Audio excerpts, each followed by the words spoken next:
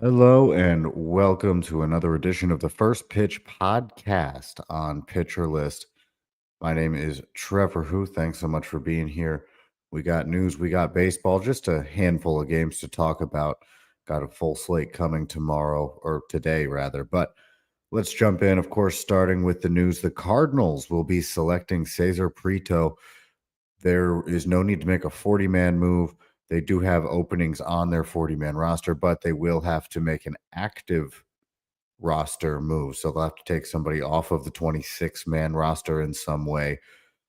Cesar Prieto, they got him from the Orioles a while back. He was like around 15 ish, if I remember correctly, on the Orioles top 30. And he's done well. Like, he hits the ball pretty well. It's just not a profile that seems like it's going to lend itself to sustained success for fantasy purposes. In AAA this year, he has 404 at bats. He's hitting 295 with 9 home runs and 11 steals in that time. Still, congratulations to him. It's very well earned. I mean, he's hitting the ball really well, but you wonder if the counting stats are going to be there for fantasy purposes. But not the infielder we thought was going to be called up, or hoped rather was going to be called up by the Cardinals. But Cesar Prieto, talented hitter, exciting to see what happens. Ty Adcock has been outrighted by the Mets after being placed on waivers recently. This is the move that will open things up for Jonah Tong to make his MLB debut today. We will talk more about that later. Also, we'll talk more about Peyton Tolley making his debut today for the Red Sox. He's actually going to debut against Paul Skeens. Tolley was a second rounder last year. He's been striking batters out at a high rate at every single level. He started at high A and has worked his way all the way up, pitched in AA, pitched in AAA for just a few weeks, and now will be making his MLB debut. Corey Seager is going to undergo an appendectomy. This is going to keep him out for a period of time. I couldn't tell you how long that period of time will be. There is hope that he's back before the end of the season, but Corey Seager will be missing some time. He will be getting an appendectomy. Dylan Moore is going to be added to the active roster to take some of that infield depth or infield time, or at least just add depth on the infield. He can play almost anywhere. And Evan Carter has been moved to the 60-day IL to make room for Moore on the active and 40-man roster. So, again, Corey Seager, a big blow for the Rangers, but hopefully not out for the rest of the season. Frankie Montas is undergoing UCL surgery. That was the term, UCL surgery. It's not said to be Tommy John surgery. I believe it was John Heyman who said it is likely Tommy John surgery. If that is the case, Frankie Montas will miss all of next year as well. He was recently moved to the bullpen after some rough starts, a rough time in that Mets rotation. When he moved to the bullpen, that's about the time we started to see Nolan McLean, and now Frankie Montas likely out for an extended period of time, if not the entirety of next season, with his UCL surgery, whatever that is. If it is Tommy John, that's for sure all next year. But only time will tell, as I'm sure more information will be coming out in the days that follow. Francisco Alvarez was hit by a pitch on his left pinky, so he has a fractured finger, but is still hoping to return this year. Again, Francisco Alvarez breaking a bone in one of his fingers. It was left pinky. He got hit by a pitch, but he does expect to return this year. And finally, in news, Lance McCullers is being moved to the bullpen by the Astros.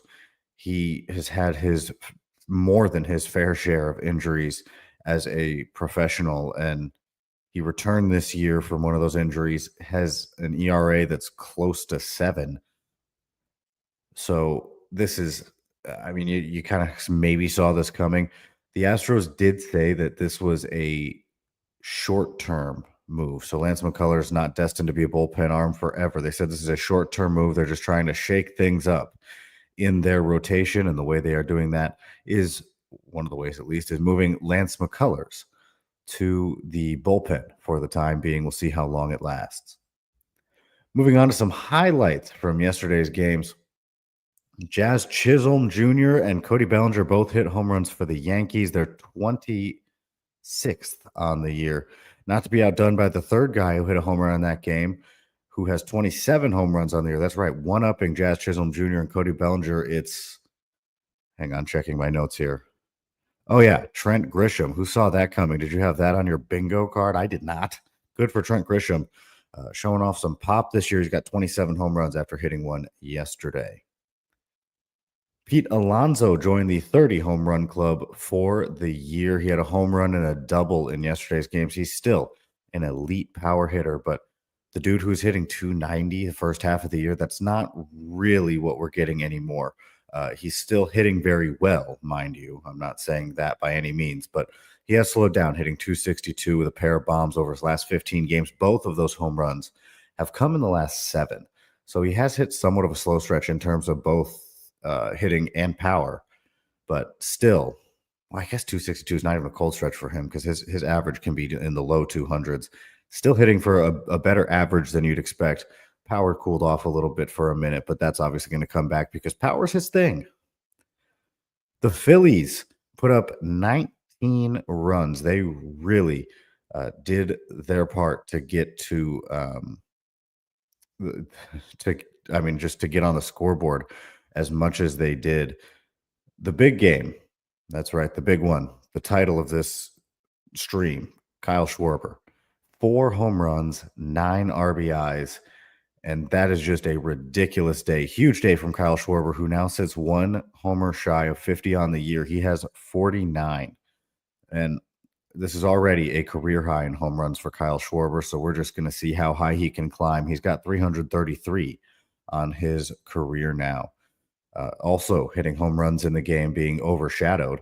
JT Realmuto, Max Kepler, and Bryce Harper also went deep. So big day for the Phillies offense, as any day would be when you put up 19 runs. I mean, that's just doing your job in a big way if you're an offensive player. Willie Adames hit a pair of home runs for the Giants.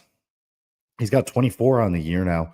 Over his last 15 games or so, Adames has 6 homers, so he's been He's been flexing his power a bit, but hitting just 182 with 18 strikeouts and 9 walks over that 15-game span. This has kind of been what it is for Adames this year. It seems like he can't get on track, to do anything but hit for some power, and that's kind of what he's been doing from that shortstop spot, hitting out of the 3-hole for the Giants. At least he did in that game yesterday. And finally, for hitting, Christian Walker hit a pair of home runs as well, totaling 21 on the year now, hitting 238. And I'll tell you what, you want to talk about a heater? Christian Walker has been on a gigantic heater over the last week or so. In his last 7 games, he's hitting 310 with 5 home runs, including the 2 that he hit in yesterday's games. But that is insane. Christian Walker, if you're getting close to your fantasy playoffs, if for whatever reason you have him, he is helping you get there with that kind of stat line. 310, 5 bombs over his last 7 games. That is absolutely insane. Moving on to some pitching, Will Warren allowed 4 runs in 5 innings, but none of them were earned. So technically, 0 earned runs, helping out your ERA. Struck out 3 in that time, lowering his season ERA to 4.30. Shota Imanaga struck out 5 over 7 innings, allowing 3 earned runs, bringing his ERA to 3.08 on the year, and he squared off against Logan Webb, who also gave up 3 runs over 7 innings, except Webb posted some more strikeouts. He had 7 of them on the game, so that was slated to be a fun matchup. They mirrored each other pretty well, both going 7 and giving up 3 earned runs between Imanaga and Webb.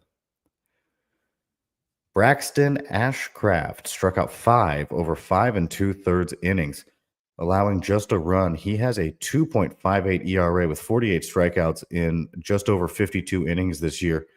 He started the last 4 of the games that he's been in. He's been predominantly a reliever, but since moved into the rotation, I'll tell you what, Ashcraft, in those 4 games since he has been starting, totaling 19 innings with 20 strikeouts, allowing just 3 earned runs. So he has been very good as a rotation arm. Miles Michaelis struck out 5 and allowed a run over 5 innings. Don't get fooled by it. It's still Miles Michaelis, but a great outing for him yesterday. Jason Alexander struck out 8 over 5 and 2/3 innings, allowing 3 earned runs. So another solid pitching performance that, again, it was a good day for him. And Garrett Crochet wrapping up our pitching today. He struck out 7, allowed 2 earned runs over 6 innings. He's got a 2.40 ERA on the season. I mean, he's Garrett Crochet. He's doing the Garrett Crochet things that we all expect from him and that we think maybe he probably should be doing because, as I mentioned a little bit earlier, he is Garrett Crochet, and that is definitely something. With that, I'm going to take a quick timeout. When I come back, we're going to talk about some of the matchups coming up today, including diving more into both Peyton Tolley and Jonah Tong, who will be making their MLB debuts today. So make sure to stick around. This is the First Pitch Podcast on Pitcher List. And welcome back to the First Pitch Podcast on Pitcher List. My name is Trevor Hooth. Thanks so much for being here. We've talked news, we've talked hitting, we've talked pitching highlights from yesterday. What do you say we dive into more pitching, taking a look at what we got coming up today, and a few interesting arms, including the debuts of highly touted pitching prospects Peyton Tolley and Jonah Tong. More on them in just a moment, of course, starting with Shane Bieber. He's going to look to follow up his great Blue Jays debut where he struck out 9 over 6 innings. He does have a tough test ahead of him in order to keep that up. He is going to be going against the Brewers offense. So Shane Bieber looking to have a great follow-up, might have a tough time doing it. The Brewers, pretty good team, as we have come to find out. Paul Skeens on the mound against the Red Sox. He'll be taking on Peyton Tolley in Tolley's MLB debut. And, we know who Paul Skeens is. Peyton Tolley has been a strikeout monster. 30%, over 30% strikeout rate in high A before he got promoted to double A and triple A, where he's kind of just been doing the same thing. Very high strikeout totals. And this is a much anticipated debut. And guys don't usually start in high A and wind up debuting in that same year. This is not something that was expected as the year went on. This is something that Peyton Tolley has pitched himself into. Last year's second rounder by the Red Sox certainly earned this debut, and that leads me to believe personally that this is, I don't know, I just believe it's going to go well. It's a good matchup against the Pirates. This is a guy who's been pitching his butt off all year, and certainly a guy that I would be interested in taking a chance on in his MLB debut. Moving on, Yoendrys Gomez is going to pitch against his old team. That's right. Gomez started with the Yankees this year before pitching for the Dodgers, and then eventually where he's at now with the White Sox.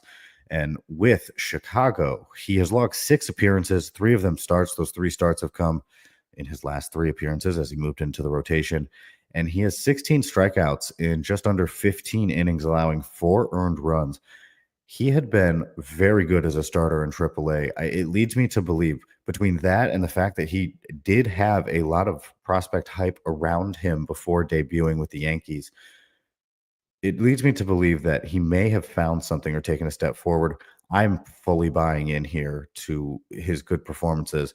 That being said, he's pitching against the Yankees. That is, well, it's not really easy. It's not an easy thing to do. So we'll see how things go. This will be a good test for him. Once again, pitching against his old team, Yoendrys Gomez, doing well as a starter so far. We'll see if that continues. And finally, the matchup of the day, it is going to be Yuri Perez versus Jonah Tong. Yuri Perez, obviously one of the young, exciting arms in the majors, probably would be established by now if not for his injury last year. But he's shown flashes of brilliance throughout this season, and going to be fun going against Jonah Tong. Jonah Tong is the big story here. Maybe the most hyped up pitching prospect of the season, with good reason. His strikeout rates are absolutely bonkers. They are super high. They are nuts. They are insane. I cannot find enough words to describe them. I do have some concern with Jonah Tong in terms of his command and how that's going to play against big league hitters. Now, that's not to say anything about Jonah Tong. Very talented pitcher, very high upside, is going to be a very good starting pitcher in this league for a long time. Does that work out immediately in the majors? That is my big question with him. And I want to believe it does, because if it does, it's going to be a fun game to watch. If it doesn't, though, it could be kind of rough. And going against the Marlins, not the worst team to debut against. So we'll see what happens. I am going in hoping that it's going to be more of the same from Jonah Tong, where he just walks in, strikes out a bunch of people, walks out, and we're like, oh yeah, look, it's Jonah Tong. He just pitched. But we will definitely see what happens. I do have some concerns. I have been wrong before. Let's hope this is one of those times. With that, I will see you guys tomorrow. This has been another edition of the First Pitch Podcast on Pitcher List.